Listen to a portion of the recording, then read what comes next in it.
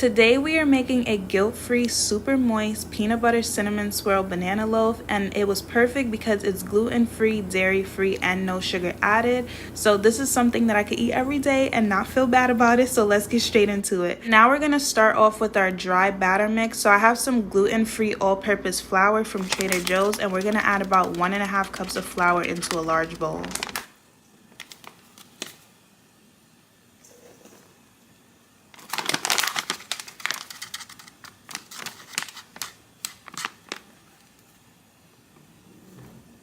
Now I'm going to add 1 teaspoon of baking powder,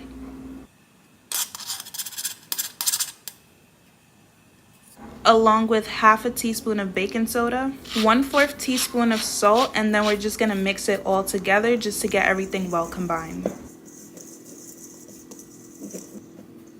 Now we're gonna get started on our wet batter mix, and I did accidentally delete the footage of this, so I'm gonna list everything on the screen, but we're gonna start off with 2 large ripe bananas. I'm gonna mash that down with a fork just to get a puree-like consistency. Then I'm gonna add 1/3 cup of cashew milk yogurt, 1/3 cup of peanut butter, 1 teaspoon of vanilla extract paste, 2 large eggs, and 1/4 cup of melted butter.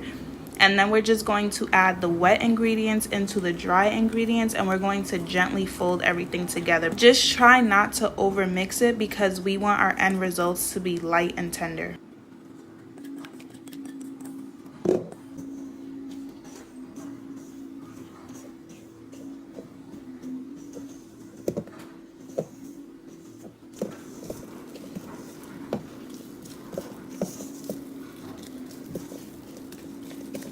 So this is what the final batter consistency looks like.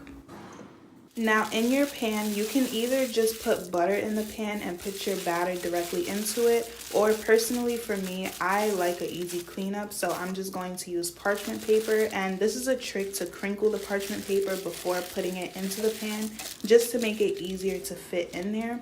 So now I'm gonna add half of the batter into the pan, and I'm going to spread it out evenly across.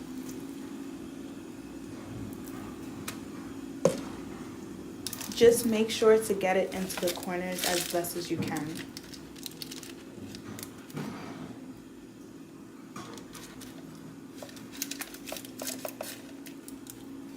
And this is a part of the lost footage, but I made some cinnamon swirl. The ingredients are on the screen. I'm gonna pour half of that into the pan. And you want it to be a nice thick layer, and then we're just gonna spread that out evenly across as well.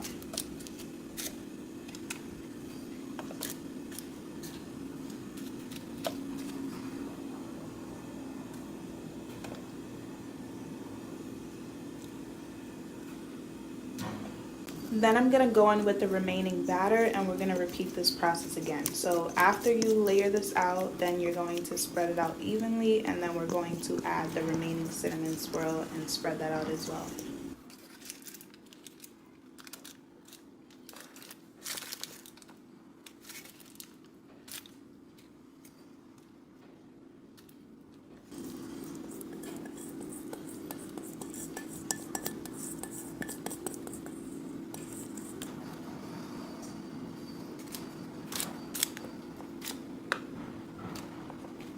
Now using a toothpick, I'm just going to freestyle create swirls on the top layer just to incorporate the cinnamon swirl and the batter to create, you know, a little swirly effect. So here are the end results, and we're just gonna tap it on the counter just to get out any possible air bubbles. I'm gonna bake this on 350 for about 50 to 60 minutes, and you'll know it's done when you stick a toothpick in and it comes out clean. So I personally like to take it out of the pan to cool just to avoid any sweat buildup, and then after 10 minutes, I'm gonna peel off the parchment paper gently. Then I made a peanut butter icing, which I actually did on the stove to create a nice thick creamy sauce, and then we're just going to pour this over the loaf and make sure to spread it out evenly.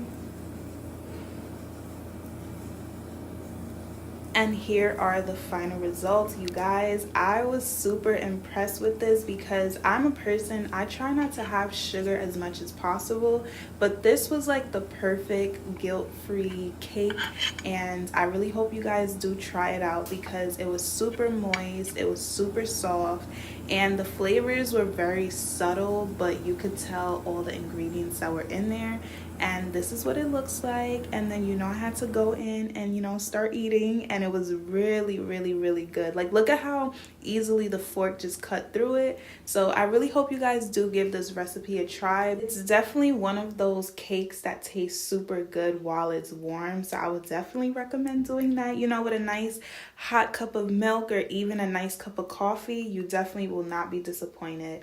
So let me know what you guys think. Will you give it a try? But thank you for watching, and please like and subscribe for more.